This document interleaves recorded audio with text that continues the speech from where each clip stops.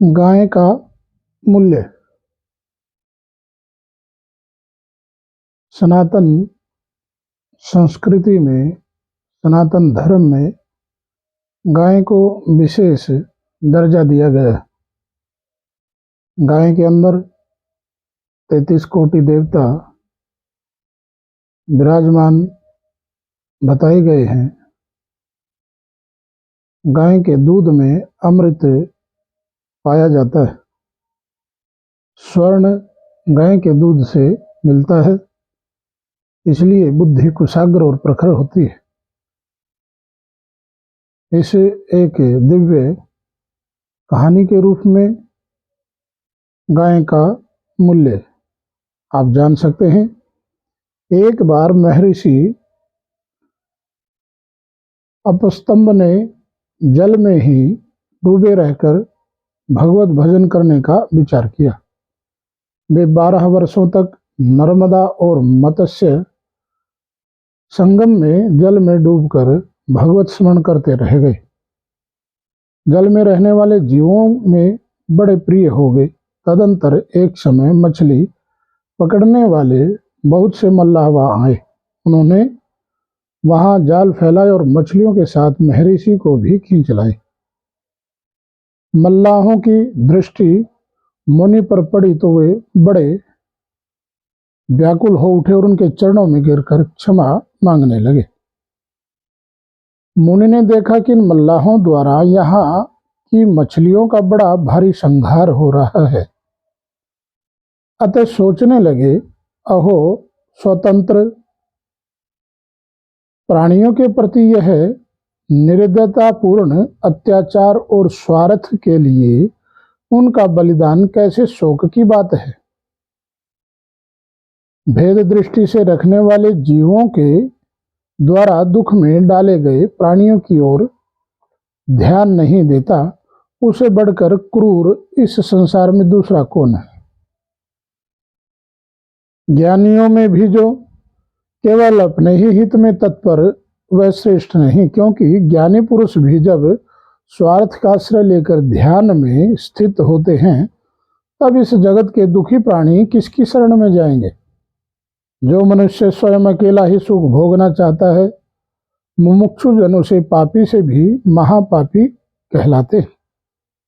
वह कौन सा उपाय है जिससे इसका सारा पाप ताप मेरे ऊपर आ जाए और मेरे पास जो कुछ भी पुण्य हो वह इसके पास चला जाए। इस दरिद्र विकलांग दुखी प्राणियों को देखकर भी जिनके हृदय में दया उत्पन्न नहीं होती, वह मनुष्य नहीं राक्षस है। जो समर्थ होकर भी संकटासन भय विभल प्राणियों की रक्षा नहीं करता, वह उनके पापों को भोगता है। इसलिए जो कुछ हो, मैं इन मछलियों को दुख से मुक्त करने का कार्य छोड़कर मुक्ति को भी वर्ण नहीं करूंगा। स्वर्गलोक की तो बात ही क्या है। इधर यह विचित्र समाचार वहां के राजा नाभाग को मिला। वे भी अपने मंत्री पुरोहितों के साथ दौड़े घटना स्थल पर पहुंचे। देवतुल्य महर्षि जी की पूजा की और पूछा, महाराज, मैं आपकी कौन सी सेवा कर सकता हूं। आपस्तंभ बोले, राजन, ये मल्लाह बड़े दुखी से जीविका चलाते हैं। उन्होंने मुझे जल से बाहर निकालकर बड़ा भारी श्रम किया है। अतः जो मेरा उचित मूल्य हो वह इन्हें दो। नाभाग ने कहा, मैं इन मल्लाहों को आपके बदले 1 लाख स्वर्ण मुद्राएं देता हूं। महर्षि ने कहा, मेरा मूल्य 1 लाख मुद्राएं ही है। नियत करना उचित नहीं है। मेरे योग्य जो मूल्य हो वह इन्हें अर्पण करें। नाभाग बोले, तो इन निषादों को 1 करोड़ दे दिया जाए या और अधिक भी दिया जा सकता है। महर्षि बोले, तुम ऋषियों के साथ विचार करो। कोटि मुद्राएं एवं तुम्हारा राज्य पाट, यह सब मेरा उचित मूल्य नहीं है।